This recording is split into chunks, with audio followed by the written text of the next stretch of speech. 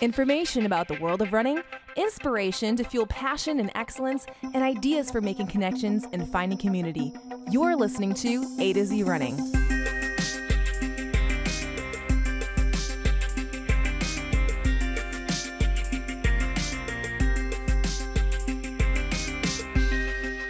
Hi friends, welcome to the A to Z Running Podcast, where we help runners thrive. I'm Andi. And I am Zach.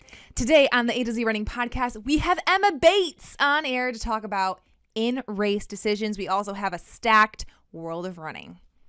And you want to know all of this information every time we have it to share with you, which means you need to go to AtoZrunning.com, click the word follow, and subscribe on YouTube, and ring the bell. It's just like the church bells in the middle of the old-fashioned city. When you ring it, everyone will know. No, wait, that's not what it does. It notifies you when we publish, and that's good. So thank you to all of you who chimed in to help Andi with her very serious problem. Wait, screens? No, this is a different thing. Oh, I have so many problems. With the screen thing, that's right. We're talking about screens. Because she mentioned recently screens as a distraction for her. Yes. And you shared your wisdom. Yes. So thank you all so much. In fact, I wanted to share so many of your comments with me because you gave me some great advice. So I actually wrote a blog post. So you can check that out. If you go to AtoZrunning.com, you'll be able to find it. Special thanks to Nicole, Matt, Amanda, Whitney, Ann, Rash, Orsi, Kyla, and Nick. Lots of special things, and probably even more that I'm not telling right now. So we'll have to make sure that I credit everybody with their thoughts. So you can check that out and you can read it on the site, which is a great place to go for anything interesting about running. But before we get on to the content, we want to share a product this week specifically because it comes with a discount for you. So if you like what you see, you should get some. And we're talking about ProTech, and you've heard us talking about ProTech. Specifically, we've got the Orb Extreme and the Orb Activate here for you to see. Andi, people can't see when you're throwing things up in the air. So the reason why you like these is because they're small and easy to take with you anywhere you're going when you need the myofascial release, which you need frequently. Yeah. And which means you need these right now. So the reason why I wanted to bring it up too is that I've been bringing this to the gym with me because they are not allowing people to use their rollers right now. Like, they've removed all of them. So bringing something compact like this little orb ball is super convenient. Or if you know the right person to ask in a very secret way, you can still get the foam rollers. Seriously? Yes, but Andi doesn't know that person. I guess I don't have that influence. So these things are good because we talk so often about taking care of your body, and taking care of your body involves a number of different kinds of things like massage and myofascial release, and it's not always easy to do that. So an apparatus like those will help immensely. So you can use the code AtoZ10 to get your 10% off, and then give us a little commission because you also like to help us and support the show. You don't have to pay any extra for it. You No, actually get a discount. You don't. You get a discount. But we should let you know that we are now an affiliate. This is a very recent thing for us. So exciting that ProTech was willing to, send us some products and then also allow us to be an affiliate. Yeah. I don't know exactly what that means, but we do make money when you use code AtoZ10 for 10% off on any of ProTech's products. Awesome. Well, let's get to the world of running.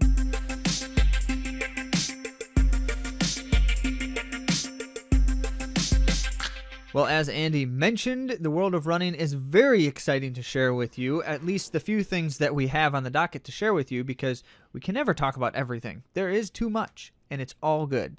However, we want to begin back on the 20th. This was Saturday, February 20th, in San Juan Capistrano, California, in a very small single event track meet, which these kinds of things are becoming more common. They used to never be heard of, but one event, one race, well, two races, one event, 10,000 meters, and it was amazing. Smoking. There may have only been a handful of finishers in each race, men's and women's, but it was well worth it. So first, in general, as mentioned, it was just a very small thing. The goal was an Olympic standard race. They were trying to run the Olympic standards for the men's races and the women's races and see how many people could join them under that time. So that's what the Pacers did. That's what everybody was going for. And those times, by the way, for the women, you ready for this, Andi? The women's Olympic A standard is 31:25 for 10,000 meters. That's really fast. That is not slow at all. And the men's time is 27:28 for 10,000 meters. I think they did that on purpose because the consecutive number. Yeah. Okay. So very fast times. And that's what they were trying to do in these races. So by the way, we have included a link so you can watch the live feed recap. And it's well worth watching. Yeah. It's just really an exciting thing to hear the narrative behind a race like this. Okay, so Bowerman Track Club was there, which automatically means people were running fast because apparently that's the only thing they know how to do now. And they really showed up. So let's talk about the women for a moment. Elise Cranny of Bowerman Track Club took the race in a time of 30 minutes, 47 seconds. Oh, wow. Not too shabby, especially when you think about her teammate, Carissa Schweitzer, half a second behind her, also in 30 minutes, 47 seconds. They were duking it out. It was legit. Something. Kick to the finish. Something. So Carissa was really trying to prove her, because she's got some long distance or longer distance for Bowerman Track Club at least, prowess on that team. And she was really trying to prove her mettle, just throwing down the surges, and she couldn't shake Cranny. And then, in the final stretch, Cranny went around her and took the win. It's almost kind of like a cruel trick of fate or something. Anyway, so you don't need to hear me talk about it. Go watch the commentary and see the race for yourself. But you do want to hear us tell you why that's so significant, which is because now Elise Cranny and Carissa make 3rd and 4th on the all-time U.S. women's 10,000 meter list. Woo! 3rd and 4th all time. Yeah. And they're teammates, and they did it in the same race. Making history. Yeah, no An early small season, too. thing. That's right. The only 2 Americans who have run faster than them are Molly Huddle and Shailene Flanagan. And that's saying something when those are the 2 names that you're listing. Yep. So right behind them, by the way, and this is also significant for so many reasons, was Elise McColgan. And she's of Great Britain. She is not part of Bowerman Track Club. I should mention that. She runs for ASICS.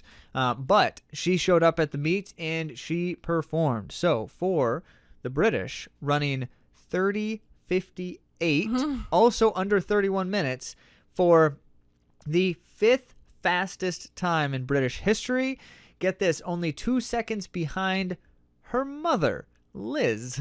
I love that. Who is also her Legacy. coach. Legacy. Oh, it's so cool. Coaching her to be faster than herself. Yeah. Okay, That's so nice. so many things that you could say. There's stories here. There are stories upon stories here, but we don't have the time to give you all the stories. We just want to at least give you enough so you can go find out more yourself. Emily Infeld, Marielle Hall, also of Bowerman Track Club, also ran under the Olympic standard. So that was Infeld in 31:08, and Hall actually she ran 31:21, but she's run 31:05 already in the qualifying window, so she has a faster qualifying time. Nice.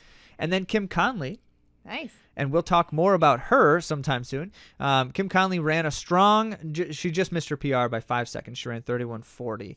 And we had the very good fortune of interviewing her shortly after this race, in fact. And you're going to be hearing that interview coming soon. So a lot to say there, but that was about it. So as I mentioned, these were small races. There were a few others, pacers. Gwen Jorgensen was in the race, didn't put together a great race for herself, but very small, very fast run. So now for the men, Mark Scott of the Bowerman Track Club, running for Great Britain, took the race in a time of 27 minutes, 10 seconds. Good for 2nd ever by a British runner in the 10,000 meters. That means the only British runner to run faster than Mark Scott is the great Mo Farah. And that's saying something. It is. Wow. King himself. That's amazing. So congrats to Mark Scott. He's been on fire. This whole COVID season has just been a Mark Scott show, it seems. But he's been running fast times all over the place across many distances. But he was not alone running those fast times, as you might guess. Also then, 2nd and 3rd place being Bowerman Track Club gentlemen, was in 2nd, Grant Fischer in his first ever, and I didn't even know this until after I read it, because I just thought there's no way this is his first ever 10,000 meters on the track. Well, it was. And as a debut, he ran 27 minutes and 11 seconds. What a debut. And the reason why everyone's jaws are on the floor right now is because that debuted him as the 5th fastest American ever at the distance. That is in his first try. quite amazing. Wow. Okay, so Grant Fischer, who, by the way, is also a Michigan native, ran at Grand Blanc High School, and so we've been able to kind of like feel some kind of connection to him. We've been following over the him for years. a long time. Oh yeah. Grand Blanc High School, and then Stanford University, and now Bowerman Track Club. Yeah. He has walked the globe in his running career. So, or run the globe, I should say. That was fast, and that was amazing. But just behind him, one more second back, was Woody Kincaid of the Bowerman Track Club, also an American, running 27:12, which was now then good for the 6th fastest time in a 10K by an American ever. So Bowerman Track Club basically decided to rewrite the 10K record books with this Apparently. meet. Yes, Wow. literally did that. And so that's just incredible. Very fast. But there were other gentlemen in the race, and there's still more to tell. Ben True, who, by the way, is no longer sponsored. So we're talking now about an unsponsored athlete.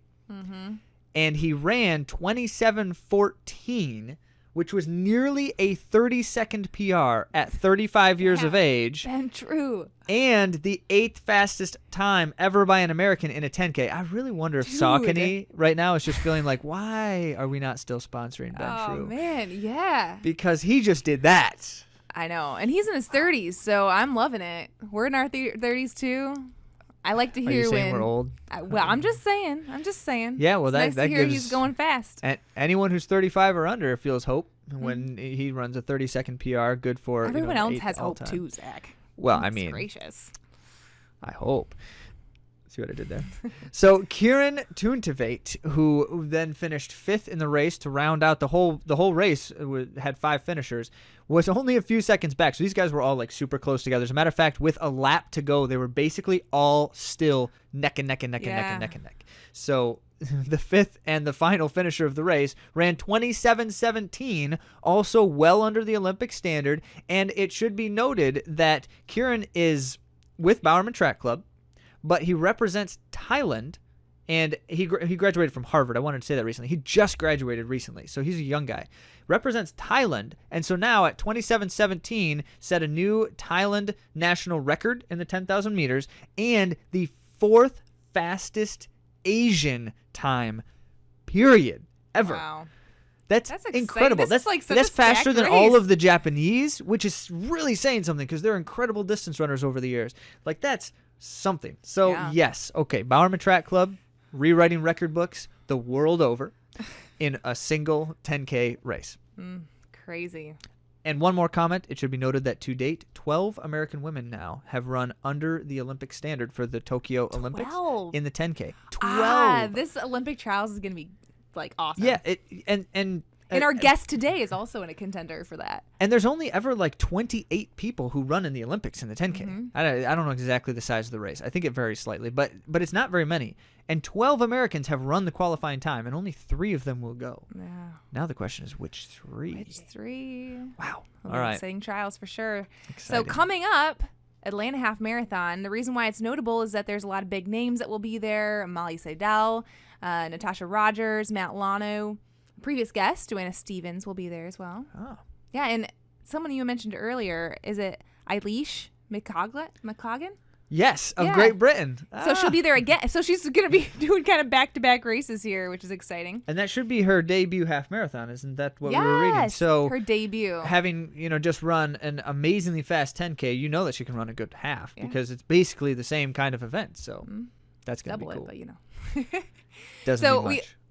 an event that's coming up is kind of near and dear to our hearts. Ah, yes. Because not only are we running in the event, the Trials of Miles Texas qualifier, but we also have several athletes who've been on this show. Previous guests on this show will be there. So February 26th and 27th, that's a Friday and a Saturday, and the Saturday night premiere events will be live streamed by Sidious Mag, so you can go to their YouTube channel. We've included a link because you should definitely watch it. Now, you won't see us, thankfully, because who wants to? It actually takes a little pressure off to know that they're not live streaming my race, but I'm sad because I want to be on TV. Yeah. True But confessions. you can watch the premier event and see all of these outstanding athletes competing on that live stream Saturday night. And we've got the time and everything. It starts 6:45 p.m. Central Standard Time, so make sure you adjust to time zones wherever you are. And as you're doing that, you can see 800s, 1500s, 5Ks, 10Ks, and the best of the best, at least, who are available and near the U.S. at the moment. Yeah, and briefly, in the 800, you can look for Charlene Lipsy, Kendra Chambers, and Kate Grace was on the list, but she has recently hurt her foot. In the 10K, Anne-Marie Kirkpatrick, who was on the show, and Leah Falland and Emily Oren running the 5K. And that is going to be a great meet to watch. So tune in, and that's all we have for you at the moment, because we got to get on to our main topic.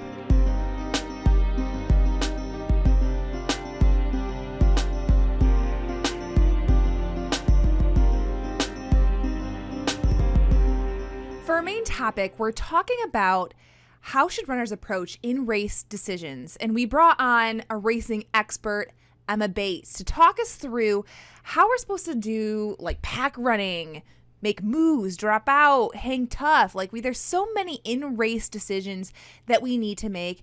And Emma brings some deep and valuable insight from her dynamic race experiences, and she generously shares her race reflections, which will leave us all with some valuable insight about racing. So let's get to our guest introduction. So like I mentioned, our guest is top U.S. distance runner Emma Bates. Now, her alma mater is Boise State University, where she was a 12-time All-American and the 10K NCAA champion in 2014. Post-collegiately, Emma's done a lot of stuff. I mean, she's had many top 10 finishes, including her debut marathon, which was the U.S. Championship Marathon, and she won that race. Not too bad. She also won the U.S. 25K Championships. That's the Riverbank Run for those of you from Grand Rapids. You know that one, near and dear to our hearts. Her marathon personal best is 2:25:27, making her the 12th fastest marathoner in U.S. history.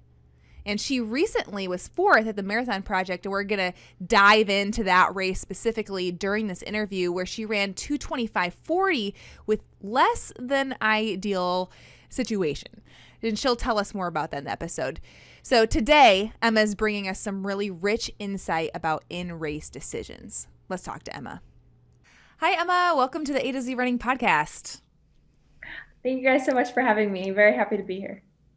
Well, this is super exciting because we've been tracking your career for quite some time, and we are so impressed by you, what you've done, how you've trained, and of course, how you've been sharing this journey with the running community. It's so valuable. So we're just so thrilled to have you here on the show today. Let's start with the Marathon Project. Now, you've been going through your experience in a really beautiful way on Instagram, so I'll make sure that I link to that for our audience to read what you've written. But we'd love to start there because it's most recent, most fresh, talking about in-race decisions. Do you want to talk us through your race and some of the decisions you've made along the way? Yeah, so as some people know throughout my Instagram posts, I'm doing like an installment it's 26.2 miles. It's a very long race, so a lot of thoughts and a lot of things happened. So I just kind of wanted to address that and give people a little more insight. So to start off, I had a really rough time the weeks leading up to the race. So I had some personal things that occurred in my life that caused a lot of stress. And so I didn't even know if I was going to be able to show up to the race, let alone train for the weeks leading up. So it was really difficult to just wrap my mind around, really pushing myself for a 2.5 hour race when I was going through so much stuff. So the goal was just to make it to the starting line, which I did. So I was super happy with that. And once I made it to the starting line, it was like, what else can I accomplish next? So got in there and ended up trying to run the same pace that I had planned on running throughout the entire cycle. I was in a really good shape and just, training was going really, really well. So my legs just started turning over, and I just found myself in one of the lead groups with the women at the Marathon Project, and just kept going from there until 4 miles. Unfortunately, I started to have a little bit of just a feeling of wanting to throw up. And I've had this in marathons before. You're always taking the gels and the fluid, but it doesn't normally happen that early. So it was a little disconcerting. And then I ended up, throwing up at mile 10 and not really knowing if I would be able to keep going just from losing all that fluid and all that nutrition. And so I was really concerned about just still carrying on. And then little did I know, my legs just wanted to keep going and my body felt good after just purging out all that gunk. And so whatever it was that was in my system, I just felt really, really good and started tackling the pace again. My legs just kept turning over. And so I was just trying to be in the moment as much as I could. And it was probably around, mile 20, one of the pacers, Nick Willis, a lot of people know who he is, I'm sure. He was pacing me. He was helping me out for the majority of the race, and he dropped out at mile 20. And so the last 6 miles were really, really hard. And I started to feel the effects of, losing some of that nutrition, and my legs started becoming heavier and heavier. It just felt like lead. So just really pushing through those last 6 miles were really, really hard. And I had so many doubts in those moments of wanting to drop out and is this worth it? And I don't know what spurred me on, at times, but there were other times when I would look over and, we were on a course that you could see some of the top runners coming by you because there were so many U-turns. And so I would see the lead men and the lead women as we were kind of, going on each side of the road. And I caught a glimpse of my teammate, Nick Isofano. He was in the lead for the men. And so that just gave me so much just excitement and motivation for my own race. And so just seeing him and then seeing Sarah Hall run as well as she did and, just go after that American record, it was so inspiring. And so I just focused on, just they're making me so proud. So I just want to, be proud of my own race and have other people be proud of my race too. So that's what kept me going. That's incredible because, especially in the marathon, you have so much time to doubt yourself, so much opportunity to question, is it worth it? And should I continue? And having, like you said, having that, adversity that early in the race. And for many of us, it's kind of one of those things. There are certain things we feel like we can run through pretty consistently. And there are other things that just really, it's tough. And that, anytime it's stomach like that, it's hard. So I'm so impressed. And then, late in the race, being able to kind of have a resurgence of motivation too. So anyone who's run a marathon is hearing you describe this and they're thinking to themselves, I don't know that I can do that. I don't know that it's physically possible to do that. So you touched on kind of the experience there. What are you telling yourself though, when you're in that moment early in the race and it's like, I'm about to puke. What are you telling yourself to continue running even at that moment when you don't start feeling good again yet? But how do you get there? It's really about just staying in the moment and, as uncomfortable as it is, just really trying to focus on being mindful. And, I wasn't feeling well. So my body's trying to tell me something, do I need to slow down? Will I feel better if I slow down? And if that helps, then, do that for a little while and kind of key off of your body and how you're feeling. And that's what I did. And I slowed down a bit. It was still kind of there. And all of a sudden, it just came out. And so that was something that I had never really experienced, just like in the race, like completely just, stopping on the side of the road.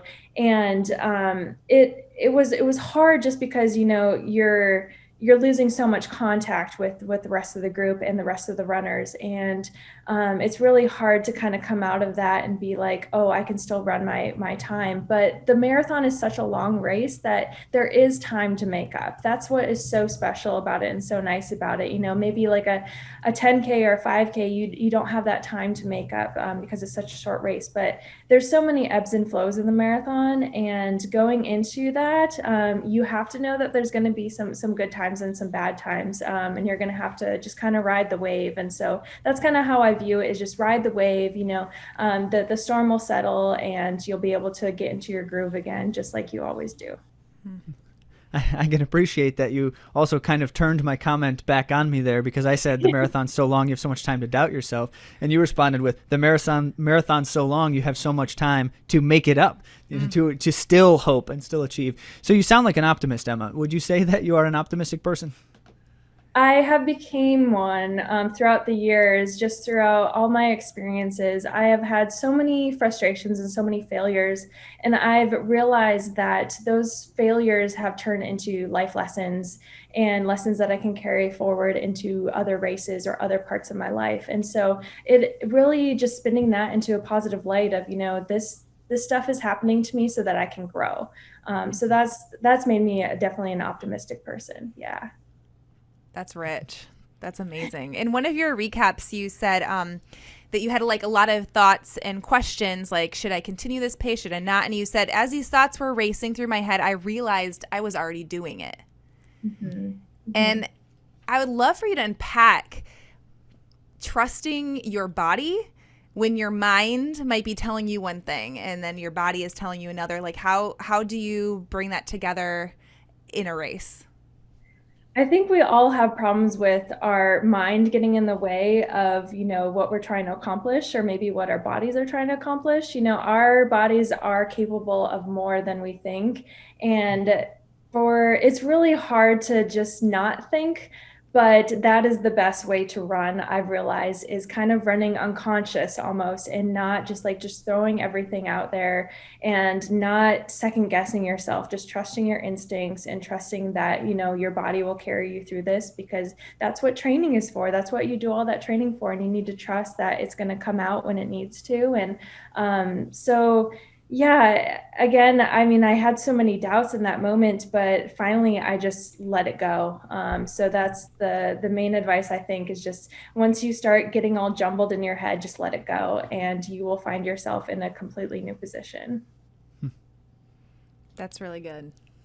Definitely. So it's a difficult comparison, but I think it's a valuable one for us to make as we're reflecting on this topic, thinking then back to the trials.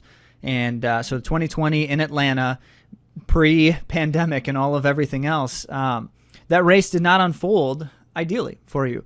And you had to make some tough choices in that one as well. If you can, Emma, talk us through how that experience unfolded and how that's different than other times where you've made different choices.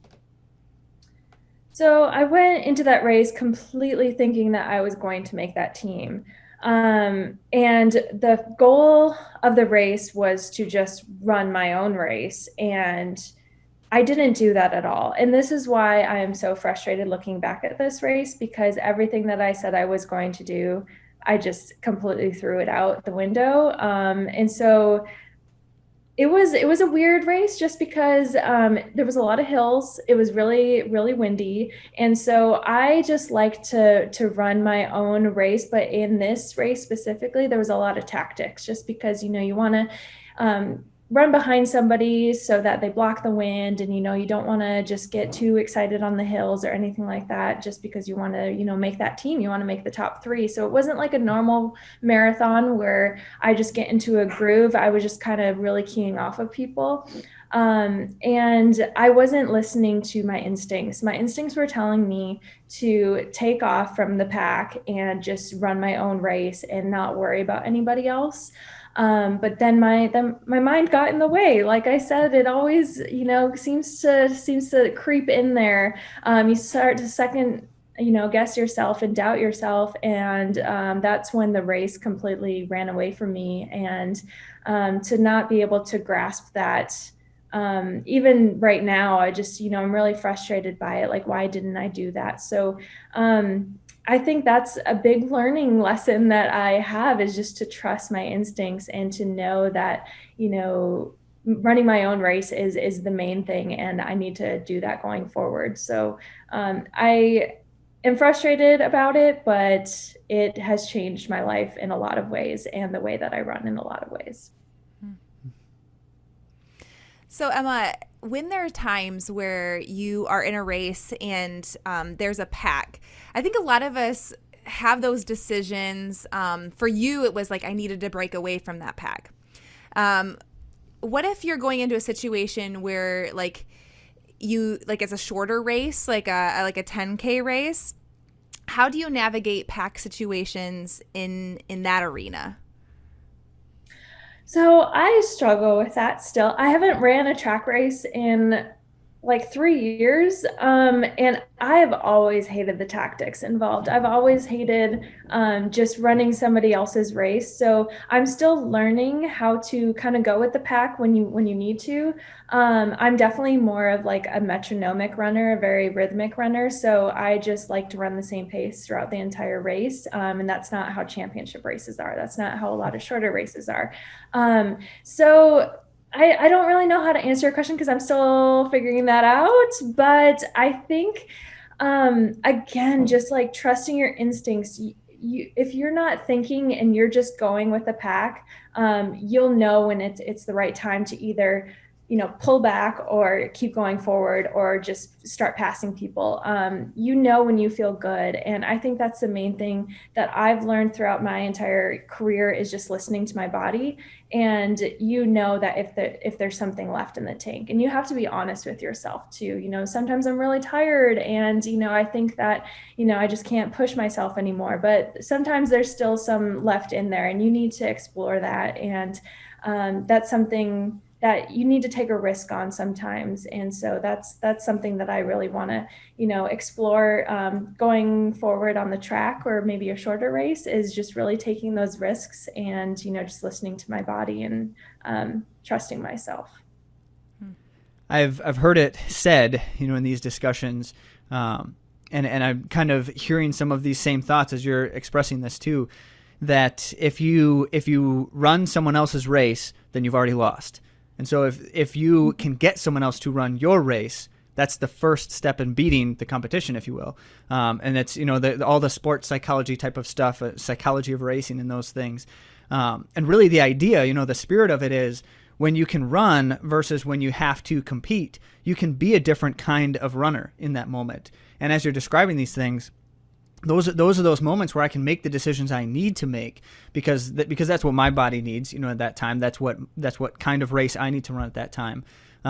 And as you say, Emma, you don't always have the luxury. So there's this fine line of I have to do what the situation calls for, but I also have to do what I need to do. So in reflecting with our audience and the majority of people in general who run, they're not necessarily running to win the race they're in. Obviously, there's only ever a few or a select group of people who are trying to win the race they're in. But everyone's looking for victory in that moment. And most often, the path to that victory is running the best kind of race that I can run. So how do you make sure when you're in a moment like that and you're tempted toward something, how do you know when you're tempted to make the wrong choice versus how do you know that you're in the right state of mind?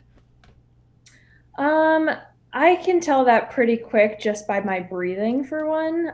If my breathing starts to become erratic, that's when I know I need to calm down. And I tend to get really claustrophobic too when I'm around a lot of people. And that's like a trigger for me when I start to, it's almost like I feel like I'm out of control. If I'm starting to run somebody else's race, it almost feels like the walls are closing in on me. And I just feel like I'm just like losing control. So I guess that's a way that I've kind of, recognize that I am in trouble because I am not running my own race and I'm not listening to myself. And I need to step back and just get back into my bubble and just really focus on me, my breathing, me and my footsteps. So one foot in front of the other.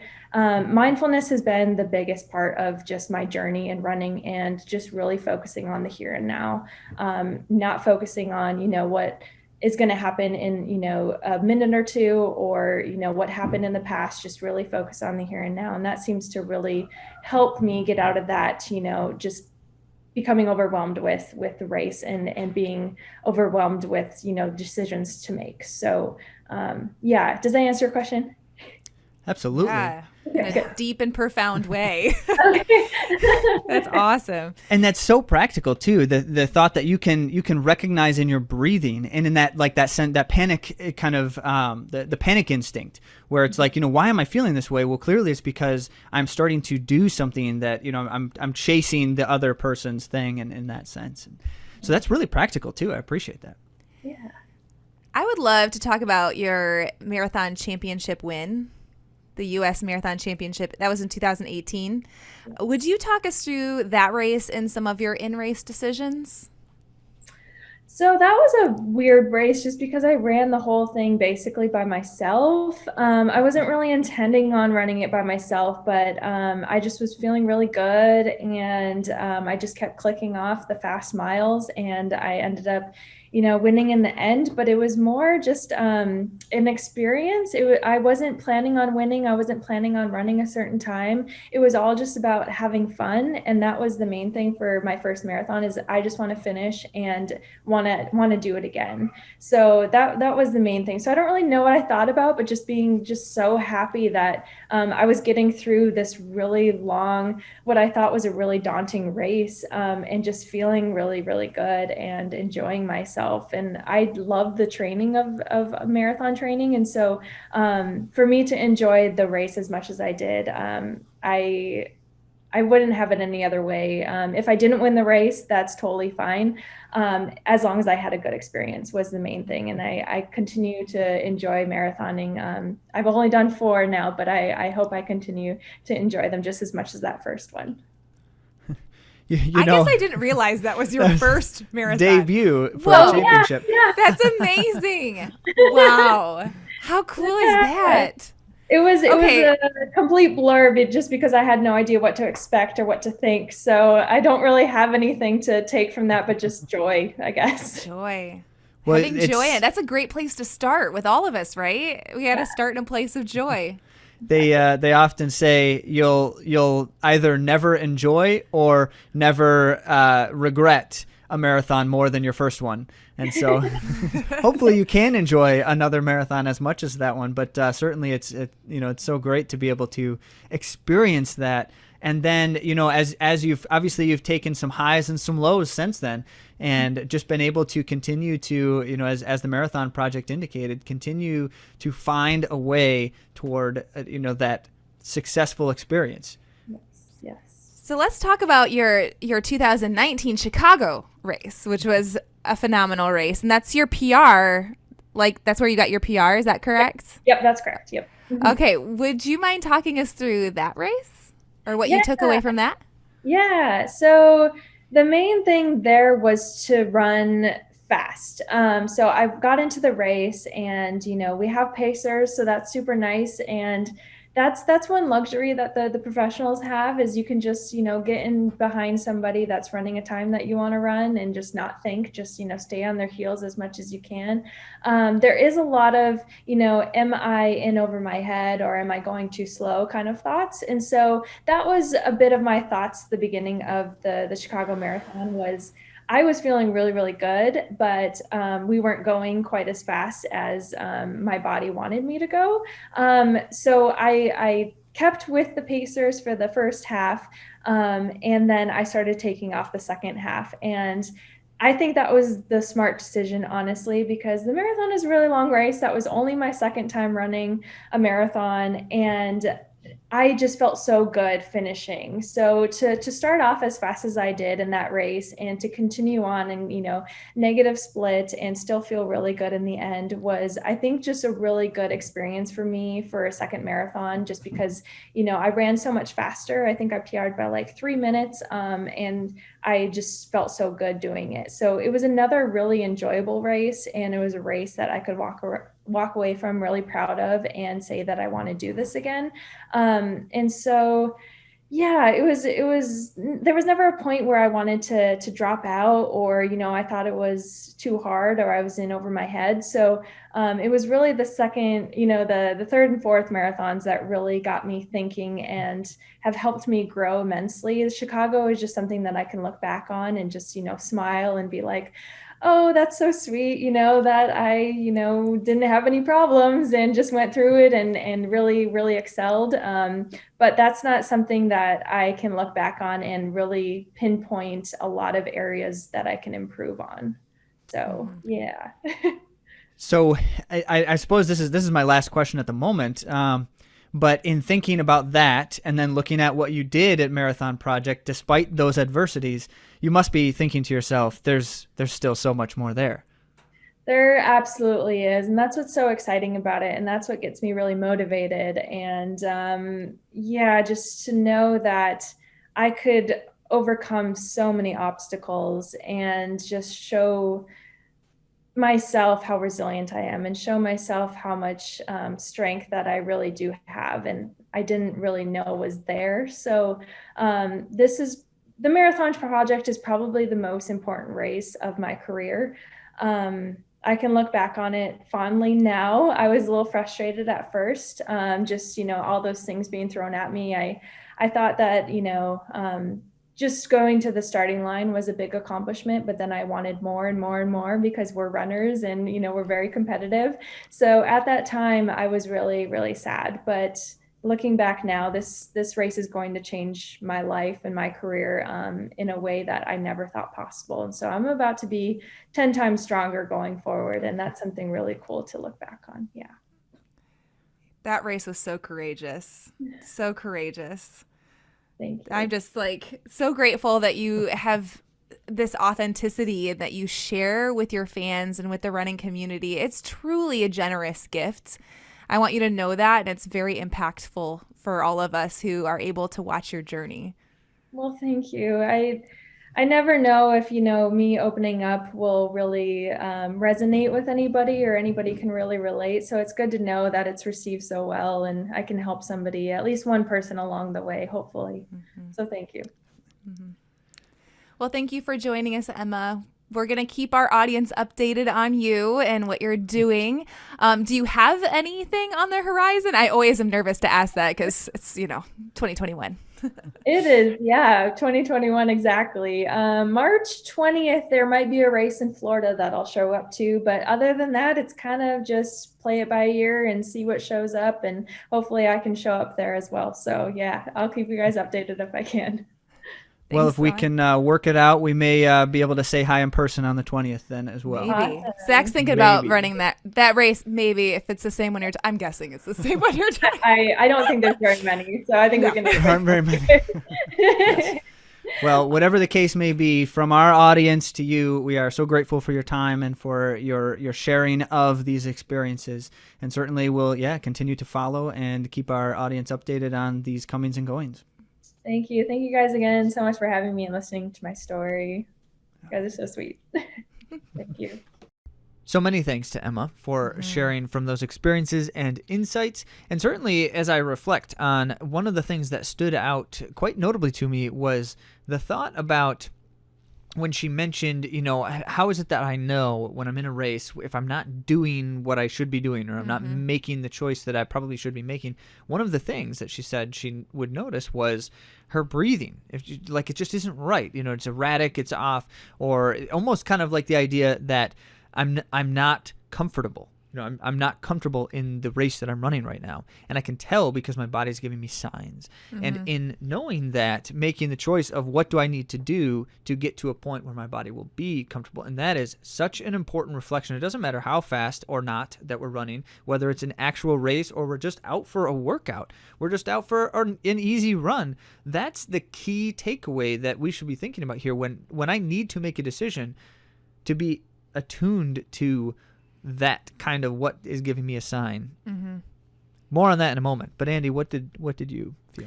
Yeah, my reflection was about how she was talking in the moment when she had to make the decision. She just kept making the decision to keep running. So she wasn't thinking about, oh man, I'm vomiting early on in the race. How am I going to feel at mile 20? That wasn't what was going through her head. She's like, next step, next step, next step. And I actually took this advice. I was thinking about this interview with Emma when I was running a time trial on the treadmill, which is not ideal at all. And I'm like, my legs are just moving. And I'm like, how can I keep moving my legs this fast? And I was like, well, I'm not going to worry about it. I'm just going to do it as long as I can. And, it worked out great. So I guess like the big takeaway for me is like, make the decision in the moment. Don't think about what you're going to have to do later. If you're following a smart plan for your race, just stay in the moment. So I want to zoom all the way out then and just make a practical point for all of us to take away from this reflection on when we're making decisions in the midst of a run. Because if you, like us, are not Emma Bates and don't find yourself trying to win U.S. championship races very often, occasionally maybe, but no, not often. So if you're like us, then we need to think about what are the kinds of decisions we're still making, because we are and we should be, and especially needing to know why we would make a certain choice at a certain time. Those are the things like, am I going too hard or too easy right now? And so should I go faster or slower or something like that? Do I really want to do this right now? How many of you have felt that in the midst of a race or a run or anything else? Is this really what I want to be doing right now? Can I make it? So I'm running and I'm thinking I've got 10 more miles to go. Can I do that? Can I even get through the Andy on the treadmill at 5K pace? Can I make it 5K distance at 5K pace? There's only one way to find out. Run one more step. But in trying to think about these decisions, I want to say, I guess, kind of the key reflection, which is that you need to know your purpose and know yourself in the moment of decision. And if you have those two senses internalized, then you can make the right decision. Mm-hmm. Not necessarily perfectly all the time, but that's how you're going to be able to make the right decision. So you hold near to the reason that you run, and you keep that understood and internalized, as well as your goals. And then before you become a student of the sport, so that you can grow your sense of those things. What purposes for the things I'm doing right now? Why do I do this workout at this time? Or why do I run this race this hard? Those kinds of things. Some of that, we just need to learn more to really truly be able to understand those things. But then, in a final point, train in such a way so that you can attune your awareness to your body and attune your body to your will. So that you can know both what you're experiencing and what you can do about it in a given moment. That's good. And if you need any help, or you feel like you would want someone to help walk with you in that journey, we happen to do exactly that as we're coaching athletes. And so many of the conversations we're having with athletes are these kinds of things. We write the training, and we can all go out there and we can find good training somehow, some way, somewhere.